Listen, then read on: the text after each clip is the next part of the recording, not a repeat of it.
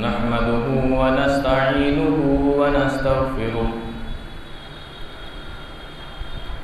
व नऊज़ु बिल्लाहि मिन शुरूरि अनफुसिना व मिन सय्यिआति अअमालिना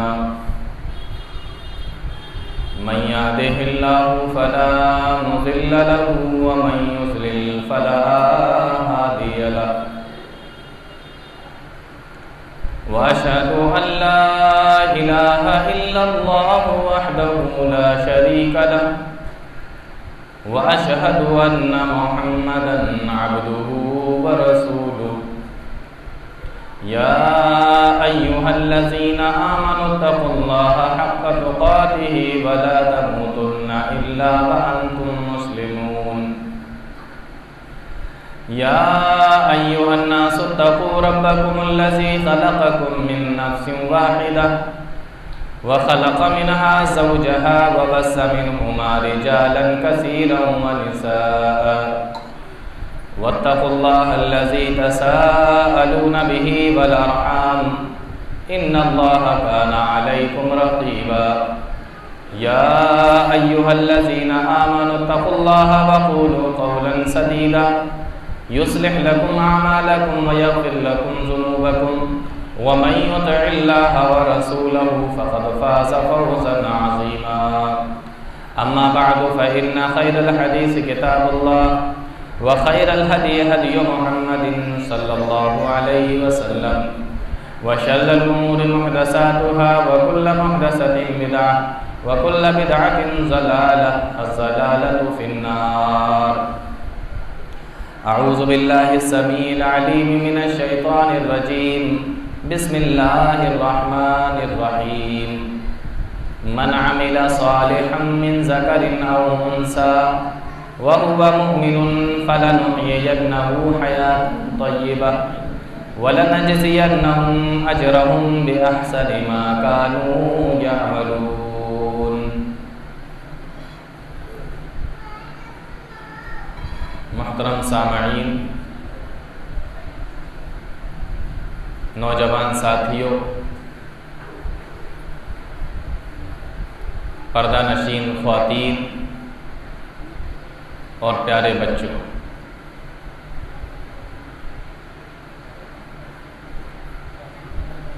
मौजू है मिसाली ख्वातीन या मिसाली औरतें। इस ताल्लुक़ से पिछले हफ्ते एक ऐसी खातून का जिक्र किया गया था जो प्यारे नबी सल्लल्लाहु अलैहि वसल्लम की पहली बीवी, तमाम मोमिनों की माँ और इस्लाम लाने में सबसे पहली, जिनका नाम है हज़रत खदीजा बिन्ते खुवैलिद रज़ी अल्लाहु ताला अन्हा।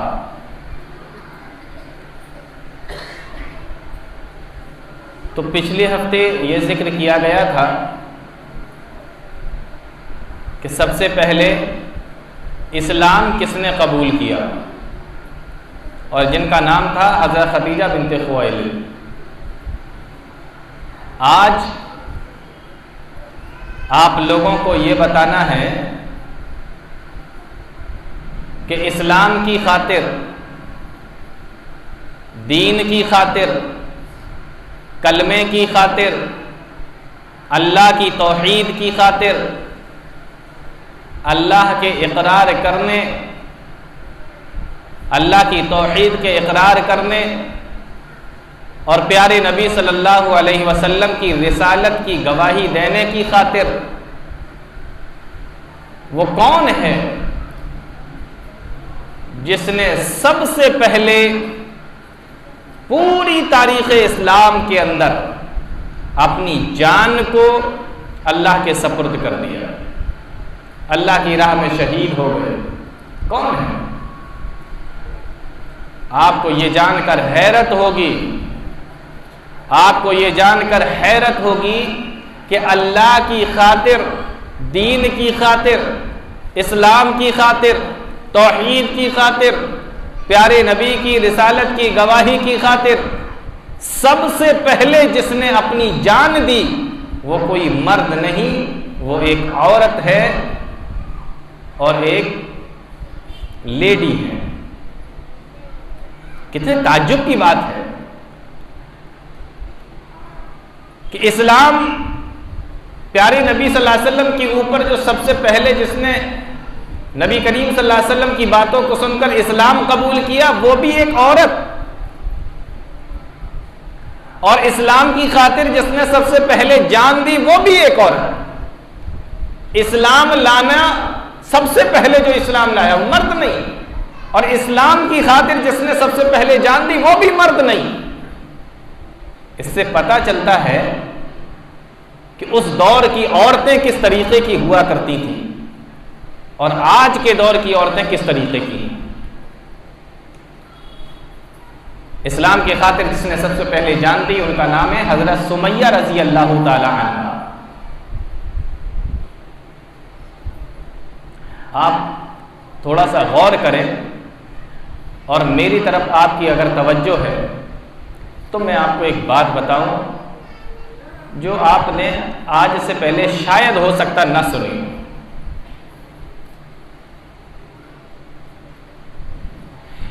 एक आदमी मुल्क यमन से चला। मेरी बात समझ में आ रही? समझने में कोई दिक्कत तो नहीं हो रही? एक आदमी मुल्क यमन से चला और उसने अपने घर वालों से यह कहा कि मैं मक्का जा रहा हूं। मक्का जाकर जो भी उनका अपना काम हो, खाना काबा की जियारत करना हो या उसके तवाफ करना हो, जो भी काम हो, बोले मैं मक्का जा रहा हूं। घर वाले बोले ठीक है, मक्का जाना चाहते हो जाओ। ये आदमी मक्का आया। कहां से? यमन से। यमन अलग मुल्क है और सऊदी अरब अलग मुल्क है, और उस सऊदी अरब का शहर है मक्का। तकरीबन 1000 किलोमीटर की दूरी है। ये आदमी यमन से चला और मक्का आया। मक्का में इसको जो काम था वो निपटाना था और उसके बाद अपने घर यमन वापस जाना था। लेकिन कई महीने गुजर गए, ये आदमी मक्का से यमन नहीं लौटा। ये आदमी अपने घर वापस नहीं गया। कई महीने गुजर गए। जब काफी लंबा टाइम गुजर गया तो इसके घर वालों को फिक्र हुई कि कितना भी ज्यादा काम हो तो अब तक तो आ जाना चाहिए। कई महीने गुजर चुके हैं, ये क्यों नहीं आया? हज के महीने भी गुजर चुके हैं, ये क्यों नहीं आया? तो इस आदमी का जो बाप था उसने अपने बाकी बेटों को बुलाया। बात समझ में आ रही? इस आदमी ने अपने बाकी बेटों को बुलाया और उनसे कहा कि देखो तुम्हारा भाई मक्का गया था, वापस नहीं आया, तुम तीनों जाओ और अपने भाई को मक्का में ढूंढकर उसको वापस लेकर आओ। अपने बाप की बात को सुनकर, अपने वालिद की बात को सुनकर ये तीनों आदमी, तीनों भाई अपने उस भाई को ढूंढने के लिए निकले जो भाई कई महीने पहले यमन से मक्का की तरफ आया था और वापस लौटकर नहीं गया था।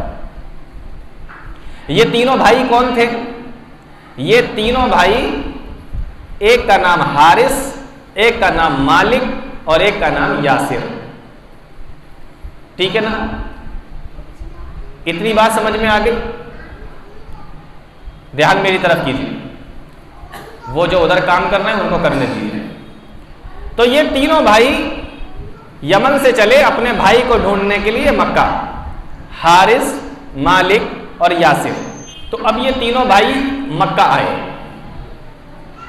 मक्का पहुंचने के बाद इन्होंने अपने भाई को ढूंढना शुरू किया, तलाश किया पूरे मक्का के अंदर और आसपास की बस्तियों के अंदर। तो इनका जो अपना भाई था वो तो नहीं मिला, भाई नहीं मिला। अब इनको क्या करना था? तीनों को वापस लौट के जाना चाहिए था अपने घर यमन। इन तीनों में से एक भाई ऐसा था जिसको मक्का में बहुत अच्छा लगा। मक्का का इलाका, मक्का की आबो हवा, मक्का की खुली हुई फजा, मक्का का नशीबो फराज, मक्का की वादियां, मक्का की पहाड़ियां और इन तमाम चीजों के अलावा मक्का के अंदर जो खाना काबा और उसकी बरकतें और उसकी रौनकें, वो सारा जब मंजर उसने देखा तो उसको मक्का में बहुत अच्छा लगा। एक भाई को, बात समझ में आ रही? तीन भाई थे, अपने भाई को ढूंढने के लिए आए थे, भाई तो नहीं मिला। अब ये तीनों को वापस जाना था, लेकिन उन तीनों में से भी एक भाई को मक्का में बहुत अच्छा लगा। तो वो भाई जिसको मक्का में अच्छा लगा, वो कहने लगा मेरा घर जाने का मन नहीं कर रहा है, मेरा जी करता है मैं यहीं रह जाऊं। तो सुनो, तुम दोनों भाई यमन वापस चले जाओ अपने घर और अब्बा से जाके कहना कि भाई नहीं मिला और मेरे बारे में कहना कि मैं मक्का में रुक गया हूं। ये दोनों भाई वापस चले गए। मक्का में जो भाई रुका, जानते हो उसका नाम क्या था? उनका नाम था हजरत यासिर। क्या नाम था? हजरत यासिर। लेकिन मक्का कोई बहुत बड़ा इलाका तो था नहीं कि कोई भी कहीं भी रह ले। बहुत बड़ी आबादी भी नहीं थी उस दौर के अंदर। तो कोई भी नया आदमी मक्का में ऐसे नहीं ठहर सकता था कि आया और रहने लगा। इजाजत लेना पड़ती थी, मैं यहां रहना चाहता हूं। तो मक्का के अंदर एक कबीला था जिसका नाम था कबीला बनु मखजूम। बात समझ में आ रही? मक्का के अंदर एक कबीला था जिसका नाम था बनु मखजूम, और उस कबीले के अंदर एक बहुत मालदार आदमी रहा करता था जिसका नाम था अबू हुज़ैफा। ये यासिर जो रुके थे मक्का के अंदर, ये उस कबीले के उस मालदार आदमी के पास में पहुंचे और उससे जाके बात की, मैं यहां पे रहना चाहता हूं, अगर आपकी इजाजत हो तो। कबीला बनु मखजूम का जो मालदार आदमी था जिसका नाम अबू हुज़ैफा था, उसने ये कहा कि ठीक है, यहां रह जाओ, मेरी निगरानी में रहोगे तो कोई तुम्हें टोकेगा नहीं, मेरी जिम्मेदारी में रहोगे तो तुमसे कोई कुछ बोलेगा नहीं, मेरी जिम्मेदारी में रहोगे तो मैं कोई यहां से निकालेगा नहीं, तो तुम मेरी जिम्मेदारी में रहो। उस कबीला बनु मखजूम के सरदार ने यह ऐलान कर दिया कि आज से यमन से आया हुआ ये आदमी जिसका नाम यासिर है, ये मेरी पूरी जिम्मेदारी से, मेरी गारंटी पे यहां रहेगा। अरबी में इसको कहते हैं हलीफ बनाना, दोस्त बना लेना, भाई बना लेना। और जब कोई किसी को हलीफ बना लेता है तो एक दूसरे के साथ में मामला ऐसा हो जाता है कि तुम्हारे दुख में हम तुम्हारे साथी, तुम्हारे सुख में हम तुम्हारे साथी, और हमारे दुख में तुम मेरे साथी, हमारे सुख में तुम मेरे साथी। अगर कोई मेरे ऊपर हमला करेगा तो मैं तो लड़ूंगा ही, तुम्हें भी लड़ना पड़ेगा। अगर कोई तुम्हारे ऊपर हमला करेगा तो तुम तो लड़ोगे ही, मैं तुम्हारी तरफ से लड़ूंगा। इसको बोलते हैं हलीफ बनाना। तो कबीला बनु मखजूम के उस मालदार आदमी ने यासिर को अपना हलीफ बना लिया, दोनों साथ में रहने लगे।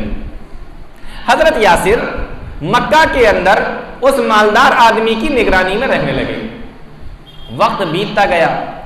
यासिर जो थे, इनकी आदत बड़ी अच्छी थी, अखलाक बहुत अच्छा था, आदतें इनकी बड़ी अच्छी थी।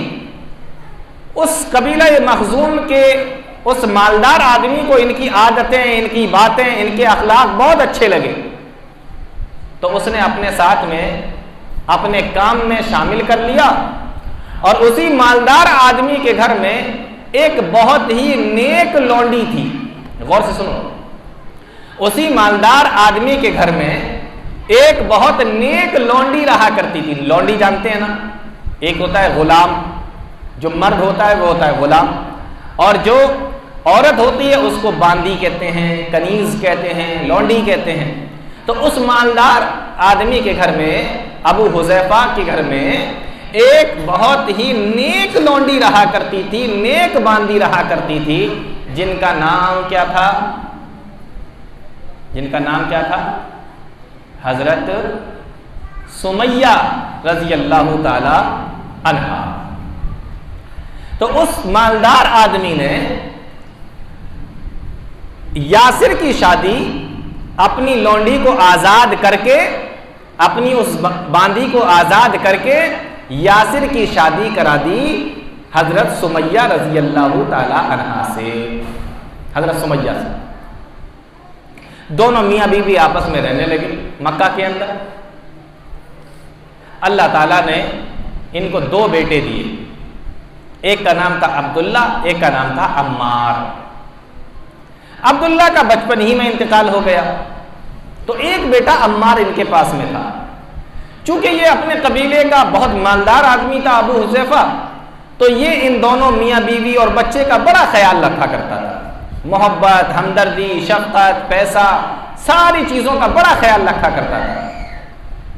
लेकिन जब ये बूढ़ा हो गया अबू हुज़ैफा, और एक टाइम ऐसा आया कि ये मर गया, तो हजरत यासिर, हजरत सुमैया और हजरत अम्मार, ये तीनों लोग बिल्कुल अकेले से हो गए। क्योंकि बाहर के थे ना, यहां मक्का के नहीं थे जो इनका कबीला हो, इनका खानदान हो, नहीं, बाहर से आए हुए थे।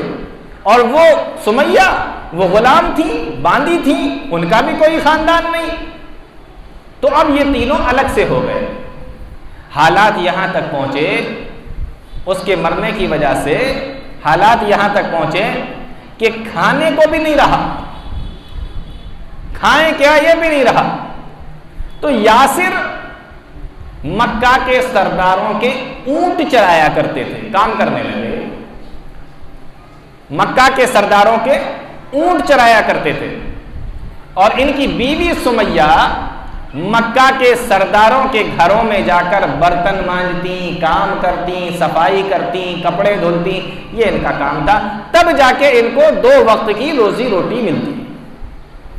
यहां तक बात समझ में आ गई? क्लियर है पूरा? ठीक है। धीमे धीमे करके हजरत यासिर और हजरत सुमैया ये दोनों बूढ़े होने लगे, और इनका जो बेटा एक तो खत्म हो गया था, एक बेटा हजरत अम्मार, ये धीमे धीमे करके बड़े होने लगे, वो बूढ़े होने लगे। जब ये बूढ़े हुए, यही वक्त था जब प्यारे नबी सल्लल्लाहु अलैहि वसल्लम ने कोहे सफा पे खड़े होकर ऐलान किया था, या अय्युहन्नास क़ूलू ला इलाहा इल्लल्लाह तुफ्लिहू। अभी पूरा समझ में आ गया? कनेक्ट हो गया पूरा? हाँ, यही वो वक्त था। प्यारे नबी ने ऐलान किया, या अय्युहन्नास क़ूलू ला इलाहा इल्लल्लाह तुफ्लिहून। ऐ लोगो, कह दो कि अल्लाह के अलावा कोई इबादत के लायक नहीं है। कह दो कि अल्लाह के अलावा कोई इबादत के लायक है ही नहीं। अगर तुम ये कह दोगे, अगर तुम इस बात को मान लोगे, तो तुम कामयाब हो जाओगे। ला इलाहा इल्लल्लाह तुफ्लिहू। मक्का के लोगों के कानों में जब ये आवाज पहुंची, तो ये आवाज सुमैया के कानों से भी टकराई, और उनके शौहर यासिर के कानों से भी टकराई, अम्मार के कानों से भी टकराई। मुअर्रिखीन ने लिखा है, तारीख लिखने वालों ने, बयान करने वालों ने, प्यारे नबी की सीरत लिखने वालों ने, प्यारे नबी के प्यारे सहाबा की सीरत लिखने वालों ने लिखा है, अल्लाह के नबी सल्लल्लाहु अलैहि वसल्लम के ऊपर ईमान लाने वालों में से जो सबसे पहले ईमान लाए थे, इस्लाम लाए थे, जैसे हजरत अबू बकर सिद्दीक, हजरत खदीजा बिन्ते खुवैलिद, हजरत बिलाल, उन्हीं लोगों में हजरत अली, हजरत ज़ैद बिन हारिसा भी शामिल थे, और उन्हीं लोगों में यानी पहले पहले इस्लाम लाने वालों में ये खानदान भी शामिल था, जिनका नाम था हजरत यासिर, हजरत सुमैया और हजरत अम्मार। इन्होंने बहुत टाइम नहीं लगाया इस्लाम लाने, जल्दी इस्लाम कबूल कर लिया, जल्दी मुसलमान हो गए। क्यों हो गए? देखिए, हजरत यासिर कोई बुत परस्त नहीं थे, ये तो यमन से आए थे और बुत परस्ती होती थी मक्का के अंदर, इसलिए इन्हें बुत परस्ती से कोई मतलब नहीं था, इसलिए जल्दी इस्लाम कबूल कर लिया। हजरत सुमैया वो क्या जाने बुत परस्ती, वो तो एक कनीज हैं, एक लौंडी हैं, एक बांदी हैं, इसलिए उनको इस्लाम कबूल करने में कोई दिक्कत नहीं हुई। और मां बाप को जब इस्लाम कबूल करते हुए देखा तो बेटे ने भी इस्लाम कबूल कर लिया। अब आप अंदाजा कीजिए, ये तारीख की किताबों के अंदर आपको सारी चीजें मिलेगी।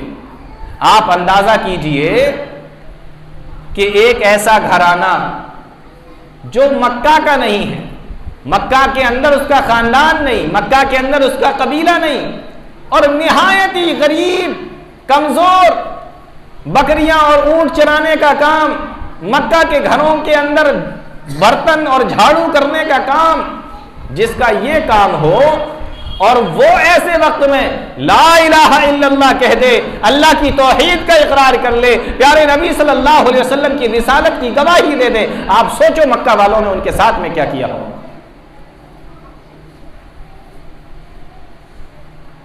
ये हालात, और आपको ये जानकर बहुत हैरत होगी कि मक्का का जो सरदार था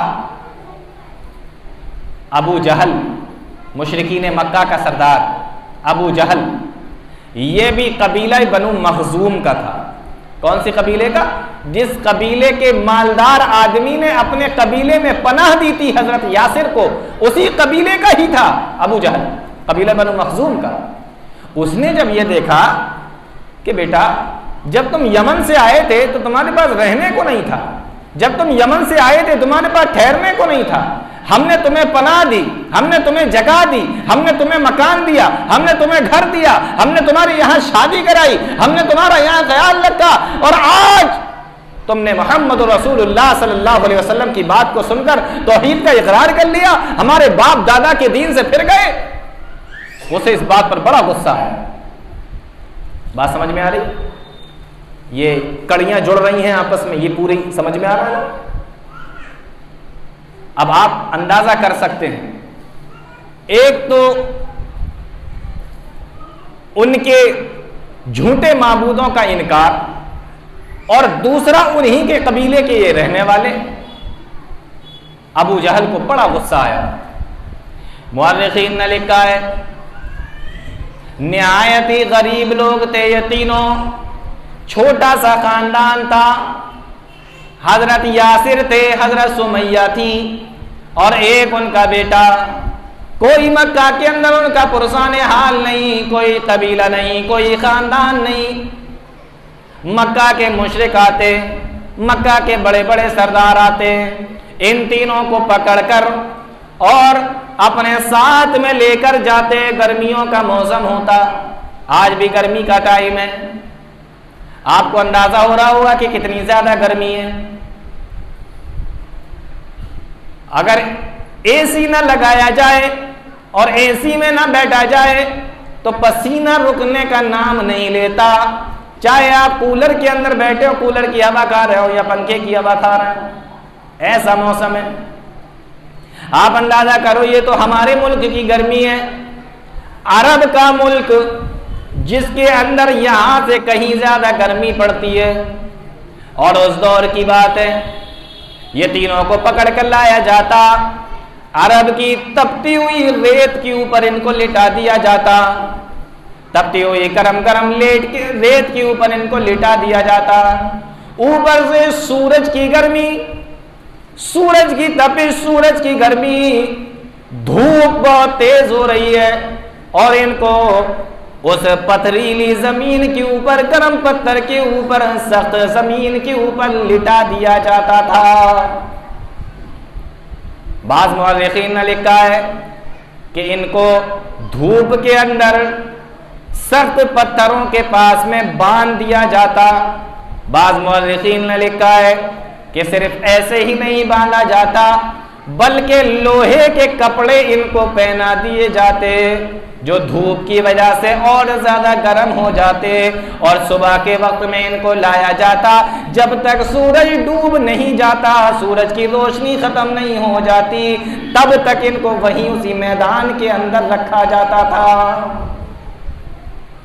सोचो अब आप जरा गौर कीजिए, मेरी माओ बहनों जरा गौर करो, ये सारी परेशानियां क्यों दी जा रही हैं, ये सारी सख्तियां क्यों हो रही हैं, ये सारी तकलीफें क्यों दी जा रही हैं? सिर्फ इसलिए कि उन्होंने एक अल्लाह का इकरार कर लिया, अल्लाह की तौहीद को मान लिया, प्यारे नबी सल्लल्लाहु अलैहि वसल्लम की रिसालत की गवाही दे दी और आवाज लगा दे, ओ दुनिया के लोगों सुन लो, मैं अल्लाह के अलावा किसी और की इबादत नहीं करती, मैं अल्लाह के अलावा किसी और की इबादत नहीं करता।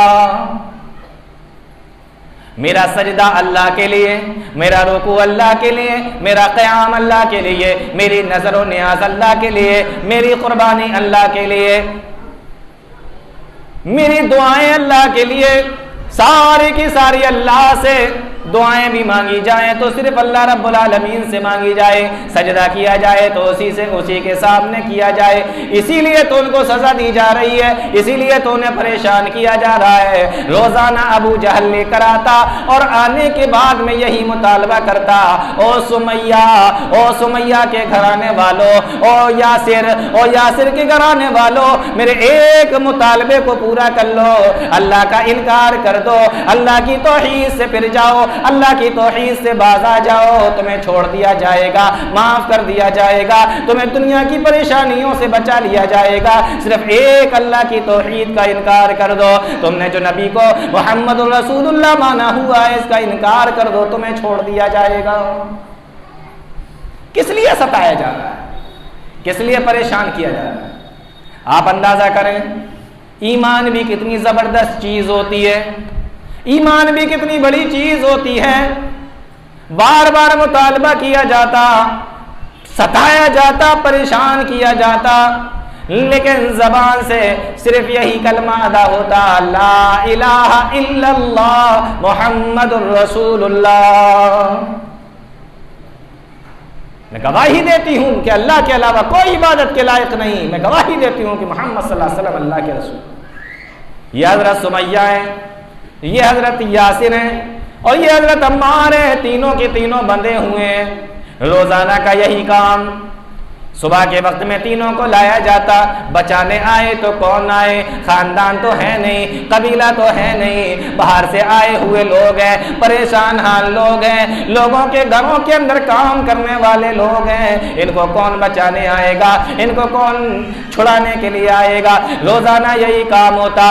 शाम को जब सूरज डूब जाता तो छोड़ दिया जाता, रात में तीनों लोग अपने घर के अंदर चले जाते और सुबह होने का इंतजार करते कि सुबह फिर से वही परेशानी का सामना करना पड़ेगा। मेरे भाइयों, आप समझो कि अल्लाह की तौहीद क्या है, ईमान क्या है, अल्लाह रब्बुल आलमीन की यहाँ इसकी कदर क्या है।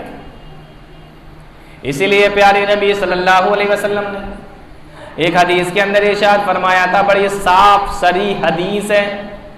अल्लाह के नबी सल्लल्लाहु अलैहि वसल्लम ने फरमाया कि ला तुशरिक बिल्लाह, अल्लाह के साथ में शिरक मत करना।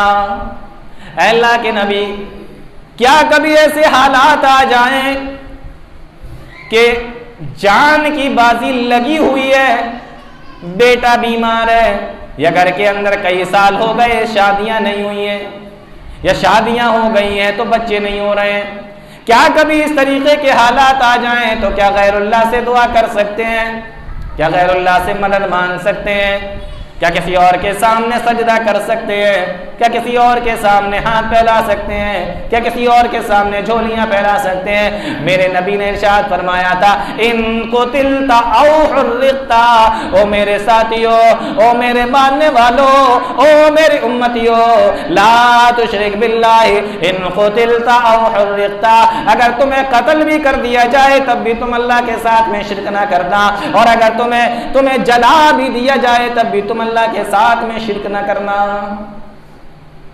अल्लाह का कोई साथी नहीं, कोई साथी नहीं, एक अल्लाह की इबादत, उसी के सामने सजदे, उसी के लिए नजर नियाज। ये इन सहाबा ने समझ लिया था। मार खा रहे हैं, पिट रहे हैं, परेशान हैं, तकलीफों को भी बर्दाश्त किया जा रहा है, लेकिन मुआमला क्या है अंदाजा कीजिए। रोजाना वही बात, रोजाना मार लग रही है, रोजाना परेशान किया जा रहा है। हजरत उस्मान गनी रजी अल्लाह ताला अन्हु बयान फरमाते हैं, गौर से सुनो। हजरत उस्मान गनी नबी के प्यारे सहाबी, जलीलुल कद्र सहाबी, वो बयान करते हैं, एक मर्तबा मैं अल्लाह के नबी सल्लल्लाहु अलैहि वसल्लम के साथ मक्का के अंदर किसी काम से जा रहा था।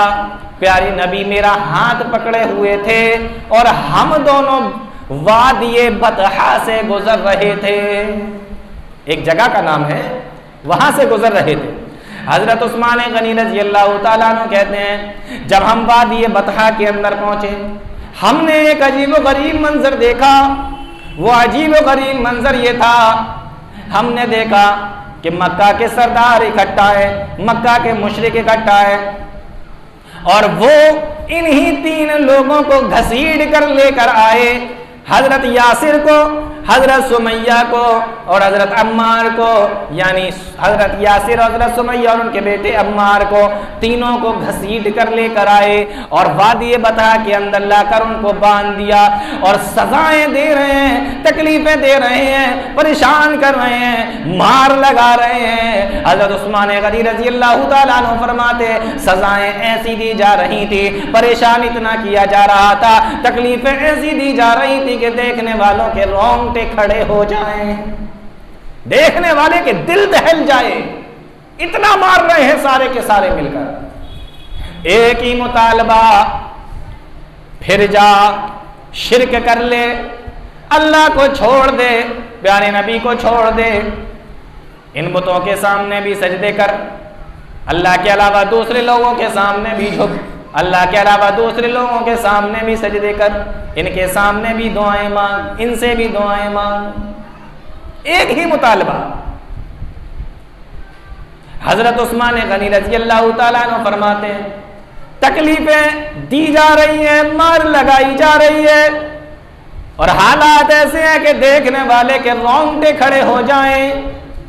हजरत उस्मान गनी कहते हैं, प्यारे नबी मेरा हाथ पकड़े हुए थे, मैं अल्लाह के नबी सल्लल्लाहु अलैहि वसल्लम के साथ जब वादिये बतहा से गुजर रहा था, वादिये बतहा से निकल रहा था, हजरत यासिर जो एक खंबे से बंधे हुए थे और कोड़ों पर कोड़े उनके ऊपर बरसाए जा रहे थे, उन्होंने मुझे भी देख लिया और प्यारे नबी को भी वहां से निकलते हुए देख लिया। हजरत यासिर ने आवाज लगाई, हजरत यासिर ने आवाज लगाई, हजरत यासिर ने आवाज लगाई, ऐ अल्लाह के नबी, ऐ अल्लाह के रसूल सल्लल्लाहु अलैहि वसल्लम।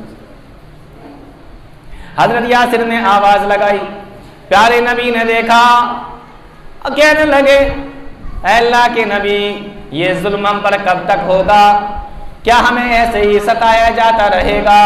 क्या हमें ऐसे ही परेशान किया जाता रहेगा? क्या हमें ऐसे ही दुख दिया जाता रहेगा? क्या हमें ऐसे ही तकलीफें दी जाती रहेंगी? ऐ अल्लाह के नबी, ये कब तक होगा? जब प्यारे नबी ने ये सुना, जब प्यारे नबी ने ये सुना, आपने आवाज लगाई, सब्रन या आल यासिर, ऐ यासिर के घराने वालों सब्र करो, सब्र करो, इन्ना मौइदकुमुल जन्नता, तुम्हारा ठिकाना तो जन्नत है, तुम तो जन्नत में जाने वाले हो। और एक हदीस के अंदर अल्फाज आए कि ऐ यासिर के घराने वालों, इस तकलीफ से परेशान ना हो, इस दर्द को बर्दाश्त कर लो, इन तकलीफों को झेल लो, बर्दाश्त कर लो, तुम्हारे लिए तो जन्नत की खुशखबरी है, तुम्हारा ठिकाना तो जन्नत है। मालूम यह हुआ कि अगर अल्लाह की तौहीद को मानते हुए परेशानियां आ सकती हैं, तकलीफें आ सकती हैं, मुश्किलात तो आ सकती हैं, लेकिन अगर उस पर सब्र कर लिया, अपने हाथ से तौहीद को जाने न दिया, अपने हाथ से तौहीद को न छोड़ा, अपने हाथ से अल्लाह की तौहीद को निकलने न दिया, तो अल्लाह उस पर जन्नत का वादा कर रहा है। जन्नत पक्की है तुम्हारे लिए। मेरा बंदा सब कुछ सहकर, सब कुछ बर्दाश्त करके मेरी बंदी सब कुछ सहकर, सब कुछ बर्दाश्त करके दुनिया से चली आई, लेकिन मेरे साथ में शिरक न किया। ओ मेरी माँ बहनों, गौर से सुनो, अल्लाह कुरान करीम के अंदर फरमाता है, इन्नल्लाह ला यगफिरु अन युशरक बिही व यगफिरु मा दूना ज़ालिका लिमन यशा। मैं जिसको चाहूं माफ कर सकता हूं, लेकिन मुशरिक को हरगिज माफ नहीं करूंगा। बात समझ में आ रही है कुछ? आपने फरमाया, ओ यासिर के घराने वालों, सब्र करो, बेशक तुम्हारा ठिकाना जन्नत है। ओ यासिर के घराने वालों, सब्र करो, तुम्हारे लिए जन्नत की खुशखबरी है। प्यारे नबी सल्लल्लाहु अलैहि वसल्लम वहां से कहते हुए निकल गए।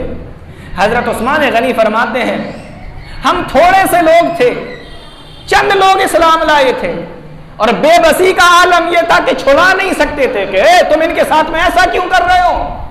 नहीं, यह हालत थी हमारी। निकल गए वहां से, जन्नत की खुशखबरी दे दी, जन्नत का ठिकाना बता दिया। रोजाना का यही मामला, और सताया क्यों जा रहा है? अल्लाह की तौहीद की खातिर। बात समझ में आ रही? हाँ, ईमान इतनी मामूली चीज नहीं है कि आप जैसे चाहें इसका इस्तेमाल कर लें। अपने ईमान को मजबूत बनाइए। ईमान बिल्लाह, अल्लाह के ऊपर आपका ईमान बहुत बहुत मजबूत होना चाहिए। कोई भी दिक्कत हो, कोई भी परेशानी हो, अल्लाह उसको हल करने वाला है। अंबिया इकराम के वाकयात उठाकर देखो, आपको अंदाजा होगा। हजरत मूसा अलैहिस्सलातु वस्सलाम का पीछा किया जा रहा है, आगे दरियाए नील है और पीछे फिरौन का लश्कर है। मूसा की कौम पुकार उठी, है मूसा पकड़े गए, इन्ना लमुद्रकून, अब तो हमें पकड़ लिया गया, अब हम नहीं बचेंगे। आगे गए तो दरिया में डूब के मर जाएंगे, दरियाए नील के अंदर, और पीछे फिरौन का लश्कर है, ये हमें नहीं छोड़ेगा। ऐसे वक्त में इंसान का ईमान पता चलता है। हजरत मूसा अलैहिस्सलातु वस्सलाम ने क्या जवाब दिया था? इन्ना मइया रब्बी सयहदीन, कल्ला इन्ना मइया रब्बी सयहदीन, हरगिज़ नहीं, मेरा रब मेरे साथ में है। और सारी कायनात में देखा, अल्लाह रब्बुल आलमीन ने उस दरियाए नील के अंदर कहा, अपनी लाठी को मारो। मूसा ने लाठी को मारा, अल्लाह ने 12 रास्ते बना दिए। आप अंदाजा करें, आप भरोसा तो करें, आप अल्लाह रब्बुल आलमीन के ऊपर ईमान और यकीन तो रखें, फिर देखें कि अल्लाह रब्बुल आलमीन कैसे रास्ते बनाता है, कैसे अल्लाह रब्बुल आलमीन आपकी परेशानियों को दूर करता है। उसने तो कहा है, वमन यत्तक़िल्लाह यजअल लहू मखरजा, जो अल्लाह पर भरोसा करता है, अल्लाह उसके लिए कोई रास्ता बना देता है। वयरज़ुक़हु मिन हैसु ला यहतसिब, और ऐसी जगह से रोजी देता है, ऐसी जगह से रिज़्क़ देता है, ला यहतसिब, तुम सोच भी नहीं सकते वहां से रोजी मिलती है। और आगे अल्लाह ने फरमाया, वमन यतवक्कल अलल्लाहि फहुव हस्बुहु, और जो अल्लाह पर भरोसा करता है, अल्लाह उसके लिए काफी, अल्लाह उसके लिए काफी है। कौन सी चीज अल्लाह आपको नहीं दे सकता? औलाद चाहिए, अल्लाह देने वाला है। रिज़्क़ चाहिए, रोजी रोटी चाहिए, अल्लाह देने वाला है। बीमारी से शिफा चाहिए, अल्लाह देने वाला है। क्या चाहिए आपको?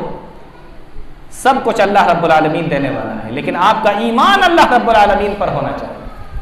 तो मैं बता ये रहा था कि हजरत सुमैया रजी अल्लाह ताला अन्हा, ये वो खातून हैं जो इस्लाम की खातिर, जिन्होंने सबसे पहले अपनी जान गंवाई, अपनी जान दे दी इस्लाम की खातिर। और क्यों? अल्लाह की तौहीद की खातिर। रोजाना का यही मामला बन गया, रोजाना की यही बात। हजरत यासिर बूढ़े हो चुके थे। कुछ दिन के बाद हजरत यासिर का इंतकाल हो गया, हजरत यासिर की वफात हो गई, खत्म हो गया। अब आप सोचो, एक औरत के लिए उसका शौहर कितनी बड़ी चीज होती है, और वो भी जब ऐसे दौर से गुजर रहे हों, ऐसे वक्त से गुजर रहे हों, और ऐसे वक्त में आके शौहर भी साथ छोड़कर चला जाए, तो सोचो हजरत सुमैया के दिल पर क्या गुजरी होगी। शोहर साथ में था, दुख सुख बर्दाश्त कर रहे थे, लेकिन अल्लाह रब्बुल आलमीन ने हजरत सुमैया के पास से उनके शोहर हजरत यासिर को अपने पास बुला लिया। अच्छा, एक बात कही जाती है और वो बात काफी हद तक सही भी है कि औरत मर्द के मुकाबले में कमजोर होती है, और ये काफी हद तक सही भी है। औरत मर्द के मुकाबले में कमजोर होती है, हर एतबार से कमजोर होती है मर्द के मुकाबले में। मर्द मजबूत है, अल्लाह ने मर्द को मजबूत बनाया। औरत के अंदर एक फितरत ऐसी रखी है कि औरत मर्द के मुकाबले कमजोर होती है। तो हजरत सुमैया औरत ही है ना, लेकिन कमजोर होने के बावजूद भी मुशरिकीन मक्का के तमाम जुल्म और सितम को बर्दाश्त कर रही हैं, और मक्का के इतने बड़े बड़े घमंडी सरदार लगातार मार रहे हैं, तकलीफ दे रहे हैं, लेकिन उसके बावजूद भी इनका ईमान कमजोर नहीं हो रहा है। आप अंदाजा करें कि औरत अगर अपने ईमान पर आ जाए, अपने ईमान को मजबूत कर ले, तो बड़े से बड़ा ताकतवर मर्द भी उसका कुछ नहीं बिगाड़ सकता। बात समझ में आई? हजरत सुमैया रजी अल्लाह ताला अन्हा, अल्लाह ने ऐसा ईमान दिया, पहाड़ों से टकरा जाए तो पहाड़ रेजा रेजा हो जाए, लेकिन ईमान का कुछ ना बिगड़े। आंधियां जिसको उड़ा ना सके, तूफान जिसको बहा ना सके, ऐसा अल्लाह रब्बुल आलमीन ने ईमान दिया हजरत सुमैया रजी अल्लाह ताला अन्हा को। और ये मैं आपको क्यों बता रहा हूं? ये बातें सिर्फ इसलिए बताई जा रही हैं मेरी माओ बहनों कि वो भी मुसलमान थी, उन्होंने भी कलमा पढ़ा था, ला इलाहा इल्लल्लाह मुहम्मदुर रसूलुल्लाह। तुम भी मुसलमान हो, तुमने भी कलमा पढ़ा है, ला इलाहा इल्लल्लाह मुहम्मदुर रसूलुल्लाह। लेकिन हमारे यहाँ का माहौल, मैंने पिछली बार भी आप लोगों को बताया था, हम तो जरा जरा सी चीजों में घबरा जाते हैं। जब तक आपको यह नहीं मालूम होगा कि ईमान हमारे पास में अल्लाह की कितनी बड़ी नेमत है, जब तक आप इसका ख्याल नहीं रख सकते, इसकी हिफाजत नहीं कर सकते। मेरे भाइयों और मेरी माओ बहनों, अल्लाह रब्बुल आलमीन के यहाँ जो हिसाब व किताब होगा वो इसी की वजह से होगा। अगर ईमान है तो हिसाब किताब होगा, और अगर ईमान नहीं है तो हिसाब किताब की जरूरत ही नहीं, सीधे उठाकर जहन्नम के अंदर फेंक दिया जाएगा। यही हजरत सुमैया रजी अल्लाह ताला अन्हा है। शौहर का इंतकाल हो गया, शौहर खत्म हो गया, अब बेटा बचा और मां बची। मुअर्रिखीन ने लिखा है, मुशरिकीन मक्का का जुल्म सितम इस पर भी खत्म न हुआ। अब ये बेटे को और हजरत सुमैया को अपने साथ में लेकर आते, और उसी तरीके से जैसे सजाएं पहले दी जाती थी, अब भी उसी तरीके से सजाएं देने लगे। मारा जाता, पीटा जाता। आप अंदाजा तो करो, बुढ़ापे का आलम है हजरत सुमैया रजी अल्लाह ताला अन्हा का। जवान नहीं है कि मार को बर्दाश्त कर लें, बुढ़ापे का आलम है, और बुढ़ापा भी अपनी इंतहा को पहुंच चुका है। हड्डियां कमजोर हो चुकी हैं। गरीब बूढ़ी औरत है, मक्का के सरदारों के घरों में बर्तन मांझ कर अपना पेट पालने वाली औरत है। आज इनको सताया जा रहा है, परेशान किया जा रहा है। मैदान में लाया गया। मुअर्रिखीन ने लिखा है, बहुत सारी तारीख की किताबें लिखने वालों ने लिखा, इनको मैदान के अंदर लाया गया। आज अबू जहल सबसे ज्यादा चिढ़ा हुआ है, सबसे ज्यादा गुस्से में आज अबू जहल सुमैया रजी अल्लाह ताला अन्हा के पास में आया और आकर कहने लगा, है सुमैया देख ले, मान जा, बाज आ जा। अगर तू नहीं मानती है, अब भी अगर नहीं मानती है तो समझ ले तेरी जान भी जा सकती है, तुझे मार भी दिया जाएगा। हजरत सुमैया कहने लगी, मेरी जान तो ले सकते हो, मेरा ईमान नहीं ले सकते। मेरे जिस्म से जान तो निकल सकती है, लेकिन मेरे जिस्म से ईमान नहीं निकल सकता। अबू जहल मक्का के लोगों को बुलाया और कहा कि जाओ 2 ऊंट लेकर आओ। माओ बहनों जरा गौर से सुनो, कहा कि जाओ 2 ऊंट लेकर आओ 2 ऊंट लाए गए, रस्सी भी लाई गई और एक रस्सी का किनारा ऊंट के एक पैर में बांध दिया गया और उसका दूसरा किनारा सुमैया रज़ी अल्लाह ताला अन्हा के पैर में बांध दिया गया। दूसरी रस्सी उसका एक किनारा ऊंट के पैर में बांध दिया गया और दूसरा उसका किनारा न सुमैया के दूसरे पैर में बांध दिया गया और ऊंटों को अलग अलग दिशा में मुंह करके खड़ा कर दिया गया, मुखालिफ समतों में मुंह करके खड़ा कर दिया गया। अबू जहल पास में आया, कहने लगा देख ले सुमैया, आखिरी मौका है, आखिरी बार पूछ रहा हूं, आखिरी मौका है तेरे पास में, वरना तू जानती है क्या होने वाला है। अभी मैं ऑर्डर करूंगा, अभी मैं हुक्म दूंगा और ये ऊंटों को अलग अलग दिशा में अलग अलग समतों में चलाया जाएगा और तेरे बदन के 2 हिस्से हो जाएंगे। अब भी मान जा, अब भी बाज आ जा, अल्लाह की तौहीद का इनकार कर दे, अल्लाह की तौहीद का इनकार कर दे, गैरुल्लाह के सामने सजदे भी कर, गैरुल्लाह के लिए नज़र व नियाज भी कर, गैरुल्लाह से दुआएं भी मांग, गैरुल्लाह के लिए गैरुल्लाह के सामने रुकू भी कर, गैरुल्लाह के सामने क़याम भी कर। अब भी मान जा, अब भी बाज आ जा, तुझे छोड़ दिया जाएगा वरना तेरी जान ले ली जाएगी। बता सुमैया क्या कहती है? होगा किसी का ईमान इतना मजबूत? क्या हाल है आप अंदाजा करके जरा देखें। आज हम अपने ऊपर जरा सी तकलीफ को बर्दाश्त नहीं कर सकते। फला जगह जा रहे हैं, फला जगह पहुंच गए, इनसे पूछो, उनसे पता करो, और जा जाकर लोगों से पता नहीं किस किस तरीके की चीजें पूछते हैं और फिर वो इंसान को अल्लाह की तौहीद से हटाकर शिर्क में मुब्तला कर देते हैं और हमारी माएं बहनें शिर्क के अंदर मुब्तला हो जाती हैं और उन्हें एहसास भी नहीं होता। मेरी माँ बहनों, दुनिया सब कुछ नहीं है, आपको मरना भी है, अल्लाह की यहाँ मुंह दिखाना भी है। सहाबा इकराम बेवकूफ नहीं थे, पागल नहीं थे, वो जानते थे। उन्होंने अपनी दुनिया बर्बाद की, आखिरत बना ली और हमने अपनी दुनिया को आबाद करके आखिरत को बर्बाद कर लिया। दुनिया कितनी दिन की है?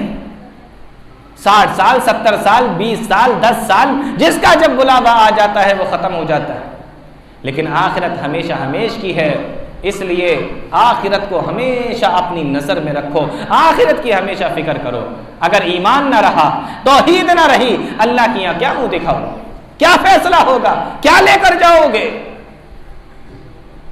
हजरत सुमैया, इधर अबू जहल है, गुस्से से तिल मिला रहा है।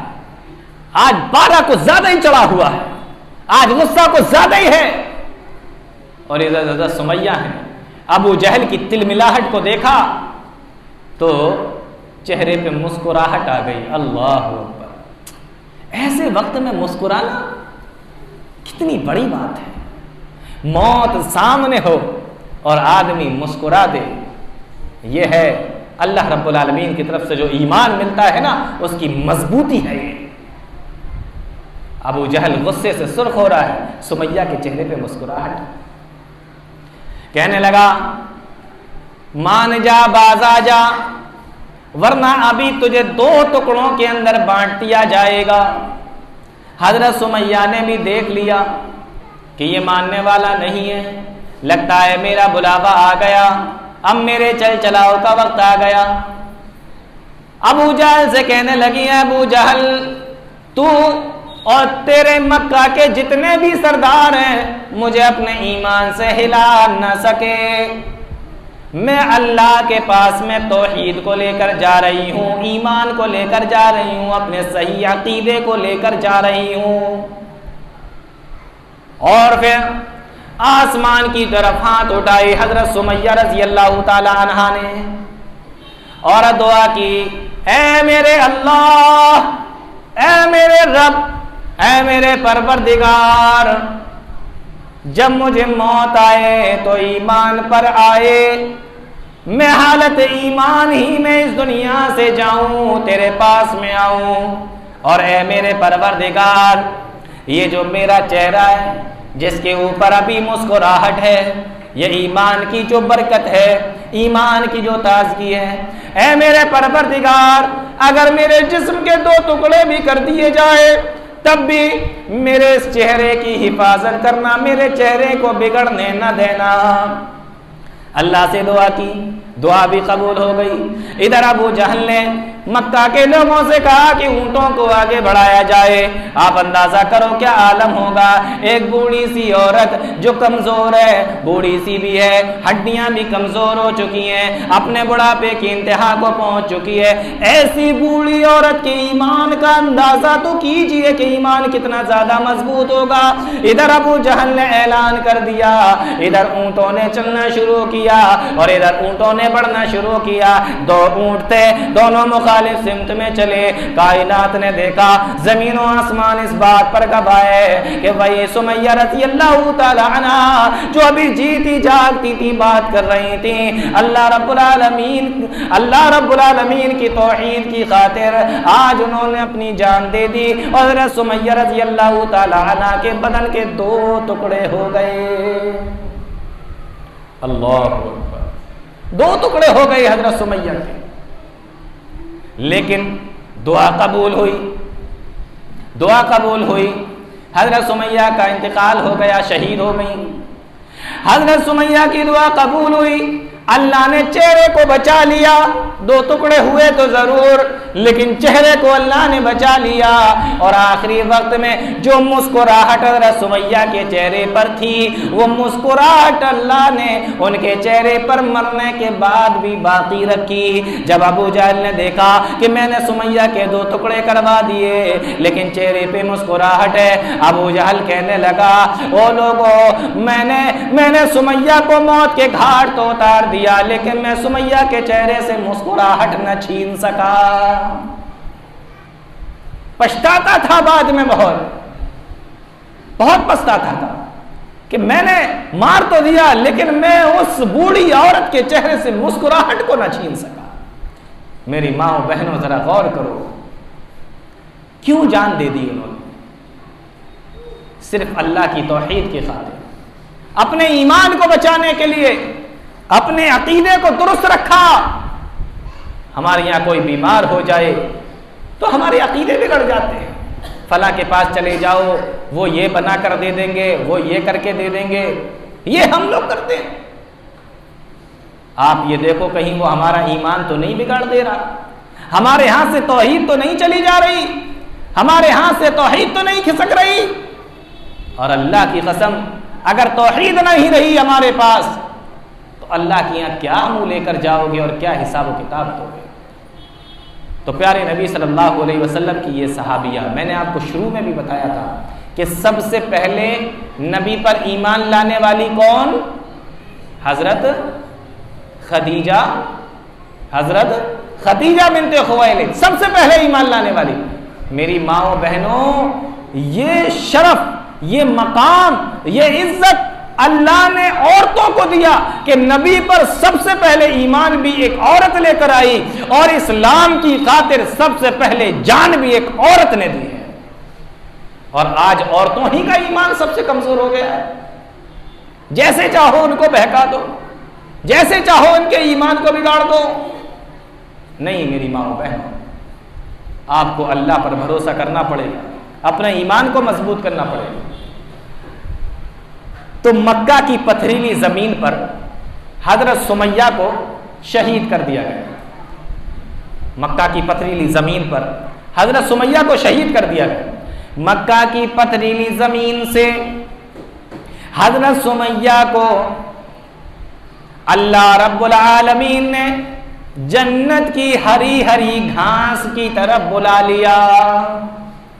ओ मेरी बंदी सुमैया, अभी तक तो तूने दुनिया के अंदर ये पथरीली जमीन पर तुझे बड़ा सताया जाता था, ये गरम गरम जमीन पर तुझे लिटा दिया जाता था, ये पथरीली जमीन पर तेरी मार लगाई जाती थी। अब तुझे परेशान होने की जरूरत नहीं है, आ मेरी जन्नत की तरफ आ। जन्नत के अंदर हरियाली भी है, बाग भी है, सरसब्ज़ो शादा भी है। ये पथरीली जमीन से आ, मेरी जन्नत की तरफ आ जा। अल्लाह रब्बुल आलमीन ने उनको मक्का की पथरीली जमीन से जन्नत की जमीन की तरफ बुला लिया।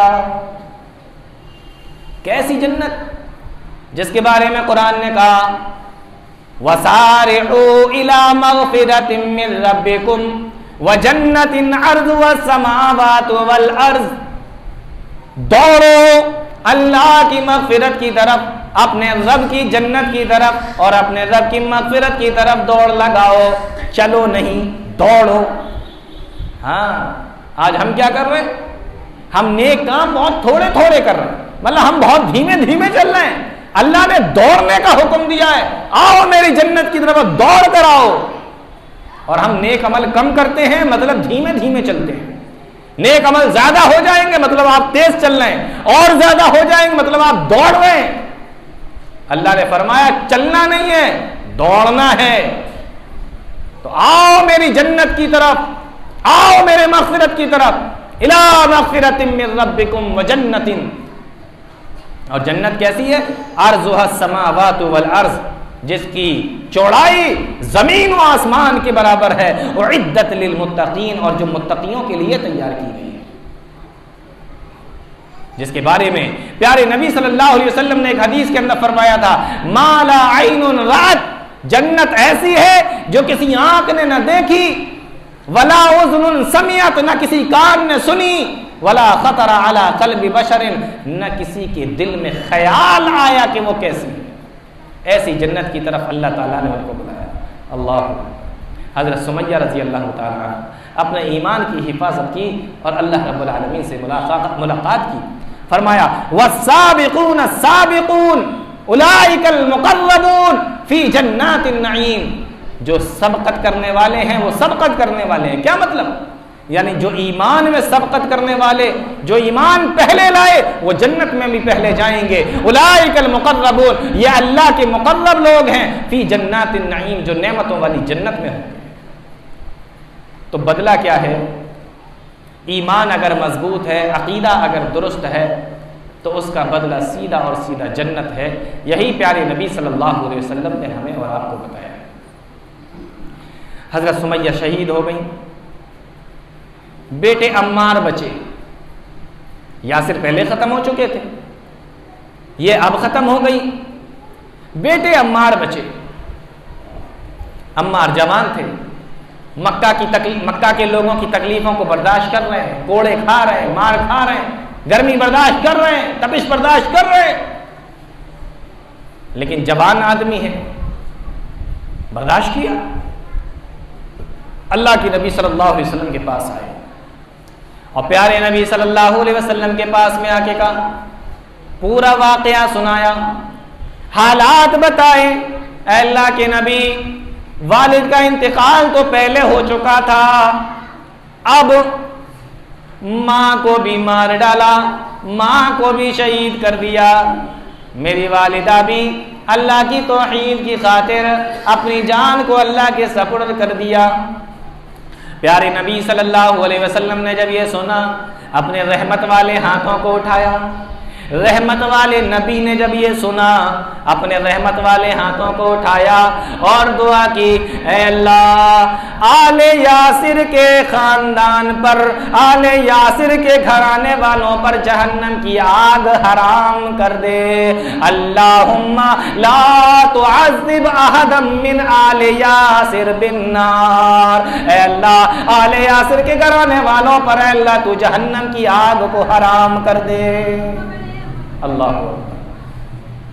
मालूम यह हुआ कि अगर हमारे पास में अकीदा है, ईमान है, अल्लाह की तौहीद है, और हमने अपने इस ईमान को बिगड़ने नहीं दिया, इस अकीदे को बिगड़ने नहीं दिया, अकीदा अपना मजबूत रखा, एक अल्लाह से मदद मांगना, एक अल्लाह के सामने सर झुकाना, सजदे करना, क़याम करना, रुकू करना, दुआएं मांगना, औलाद मांगना, बीमारियों से छुटकारा मांगना, नज़र नियाज करना, कुर्बानी करना, तमाम की तमाम इबादतें सिर्फ एक अल्लाह की खातिर हैं। और अगर कभी कोई परेशानी दुनिया के अंदर आ जाए तो अल्लाह ही से मदद मांगना। ये सारी चीज़ें अगर हमारे पास में हैं तो प्यारे नबी सल्लल्लाहु अलैहि वसल्लम ने उस पर फरमाया, इन्ना मौइदकुमुल जन्नह, तुम्हारा ठिकाना जन्नत।